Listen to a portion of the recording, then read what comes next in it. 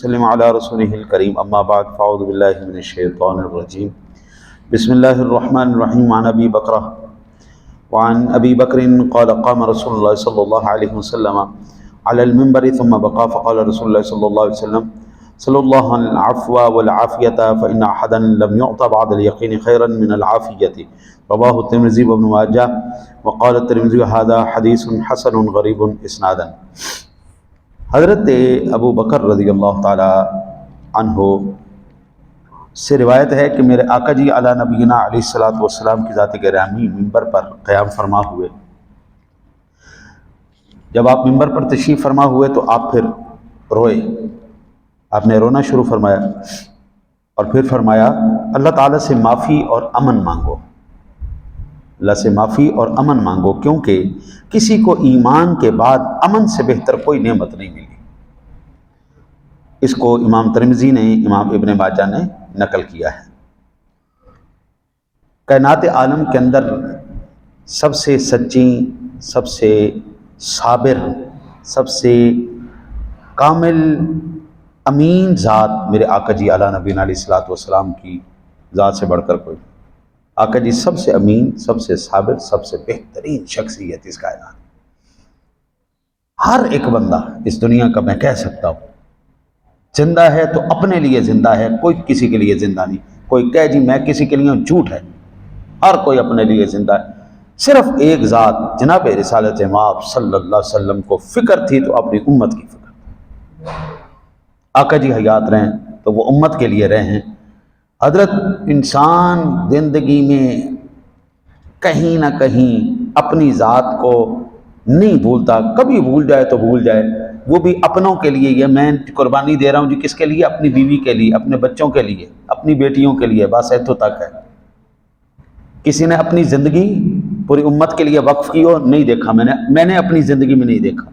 صدیاں گزر گئی ہیں، ہر ایک نے اپنے آپ کو مد نظر رکھا ہے، لیکن اگر کوئی رویا ہے غم میں تو وہ صرف سرور کائنات فخر موجودات صلی اللہ علیہ وسلم کی ذات گرامی روئی امت کے لیے۔ اور آقا جی نے فرمایا او اللہ کے بندے، ایمان کے بعد دنیا کی سب سے بڑی نعمت امن ہے۔ پہلی نعمت گناہوں سے مغفرت، دوسری نعمت امن۔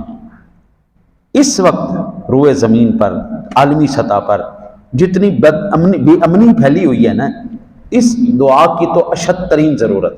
ہمارا ملک اس وقت بے امنی کے، بد امنی کے اندر بالکل دھنسا پڑا ہے، گلے تک۔ ہر ایک جماعت، ہر ایک پارٹی، ہر ایک احتجاج کرنے پہ اور ان معاملات کے اوپر لگی ہوئی۔ عالمی سطح پر جنگ و جدال شروع ہے، ہر جگہ پر جہاں پر بھی آپ نظر ماریں، عالمی سطح پر، اندرونی سطح پر، گھریلو سطح پر، باپ بیٹی، باپ اور ماں سے اولاد جو ہے وہ آوازار آئی ہوئی ہے، ماں باپ اولاد سے آوازار آئے ہوئے ہیں، رشتہ دار رشتہ داروں سے آوازار آئے ہوئے ہیں، اور امام سے مقتدی آوازار آئے ہوئے ہیں، حکومت سے عوام آوازار آئی ہوئی ہے۔ ہر کوئی جو مصیبت میں ہی پڑا ہوا ہے، اور ہر ایک پھر گناہوں کے اندر لتھڑا پڑا ہے۔ تو دو چیزیں حضور نے کہا، ایک اللہ سے مغفرت مانگو، دوسری عافیت کی دعا مانگو۔ حضرت میں دعا کروں اللہ قبول کرے نہ کرے، لیکن جب ہم سارے مل کے دعا کریں گے، ایمان سے بتاؤ اللہ لاج رکھے گا یا نہیں رکھے گا؟ اگر ہمارے 50-100 بندے کی لاج اللہ دعا رکھ سکتا ہے، تو اگر پوری امت مل کر یہ دعا مانگے تو کیا اللہ لاج نہیں رکھے گا؟ کوئی نہ کوئی تو نیک بندہ ہوگا جو آمین کہے گا اور اللہ اس کی دعا کو قبول فرمائے گا۔ اس لیے میرے آقا جی علی نبینا علیہ الصلوۃ والسلام نے ارشاد فرمایا اللہ کے بندے، آقا جی روئے کیوں؟ ممبر پر چڑھتے ہی روئے کیوں؟ کیونکہ نگاہ نبوت جو دیکھتی ہے وہ اور کوئی نہیں دیکھتا۔ نگاہ نبوت دیکھ رہی تھی کہ میری امت ہی ہوگی، اکثر لوگ فتنوں کے اندر اور شہوات کے اندر ڈوب جائیں گے۔ پاکستان میں اکثریت مسلمان رہتی ہے، شراب کا کاروبار کون کر رہا ہے، زنا کا کاروبار کون کر رہا ہے، جوئے کا کاروبار کون کر رہا ہے، یہ نشیدہ ہیں جی، ان کا کاروبار کون کر رہا ہے، ڈرگز کا کاروبار کون کر رہا ہے؟ سارے مسلمان کر رہے ہیں نا، کلمہ گو کر رہے ہیں نا۔ تو امت اگر جہنم میں جائے گی تو سب سے زیادہ تکلیف تو نبی پاک کو ہوگی نا۔ نبی پاک اس لیے روئے ہے میرے امتی کلمہ گو ہیں، لیکن ان کے کام دیکھو کیا ہے۔ آپ نچلی سطح سے لے کر آپ ایوان بالا تک آپ جہاں پر بھی دیکھیں گے آپ کو یہ گندگی نظر آئے گی۔ پھر میرے آقا جی اعلیٰ نبی علیہ الصلوۃ والسلام نے جو امن کی دعا مانگی ہے نا جی، یہ امن صرف یہ والا امن نہیں بلکہ ہر قسم کے امن سے، قبر کی جو ہے عذاب ہے اس سے بھی امن ہے، زندگی کا عذاب ہے اس سے بھی امن ہے، بالخصوص جو گناہوں کی بیماری ہے اس بیماری سے بھی اللہ کے حبیب نے امن کی دعا کا حکم فرمایا، امن مانگا کرو اللہ سے۔ بیماری از خود بری نہیں ہے، بخار ہو جانا، کھانسی ہو جانا، یہ چیزیں ہو جانا یہ از خود بری نہیں ہے، لیکن بری کب بنے گی؟ جب اس کی وجہ سے آپ سے عبادت چھوٹ جائے۔ بخار آپ کے گناہوں کی بخشش کا سامان، کھانسی بلائیں، مصیبتیں، بیماریاں، یہ جتنے بھی جو ہے نا جی شوگر کے مریض ہیں، بلڈ کے مریض ہیں، جو دائمی مریض ہیں، ان کے لیے تو یہ بڑی مبارک ہے بیماریاں کہ ایک ایک لمحہ ان کا تکلیف میں گزر رہا ہے اور ایک ایک لمحے میں اللہ ان کو اجر عطا فرما رہا ہے، آخرت ان کی بڑی خوبصورت لیکن اگر یہی بیماری اس کو عبادت سے دور کر دے تو اب یہ بیماری اللہ کی بارگاہ میں اجر و ثواب کا نہیں بلکہ وہ عذاب کا سبب بنے گی۔ کتنی بری بیماری ہے کہ جس نے اللہ کی عبادت ہی چھڑوا دی۔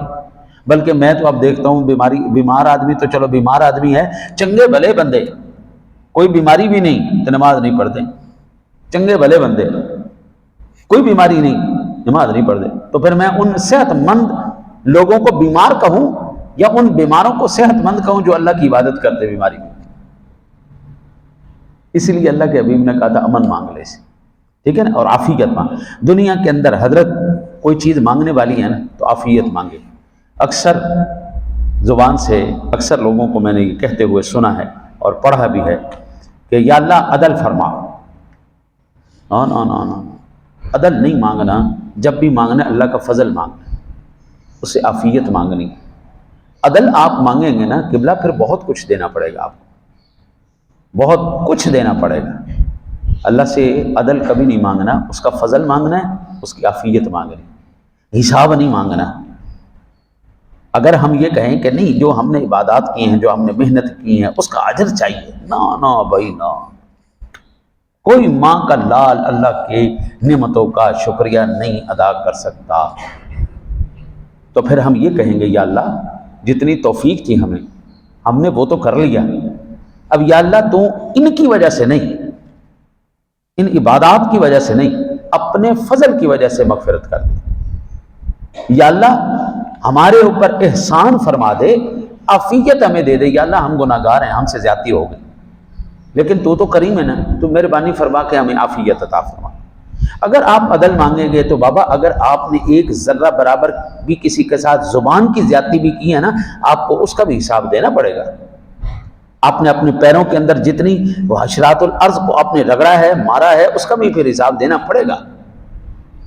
پھر آپ نے جان کے کیا ہے یا انجانے میں کیا ہے، پھر عدل تو عدل ہے بھائی، عدل تو پھر عدل ہے۔ میاں صاحب کہتے ہیں عدل کریں تا تھر تھر کمبن، اچیاں شانہ والے، فضل کریں تا بخشے جاون، میں ورگے منہ کھا لے۔ ہم اللہ سے اس کا فضل مانگتے ہیں، عدل نہیں مانگتے۔ ہم اس سے عافیت مانگتے ہیں، ہم اس سے حساب یا اجر نہیں مانگتے۔ یا اللہ عافیت دے دے اور اپنا فضل دے دے۔ اللہ سے دعا ہے اللہ آپ کو مجھے عمل کی توفیق عطا فرمائے۔ اللہم صلی علی سیدنا و مولانا محمد۔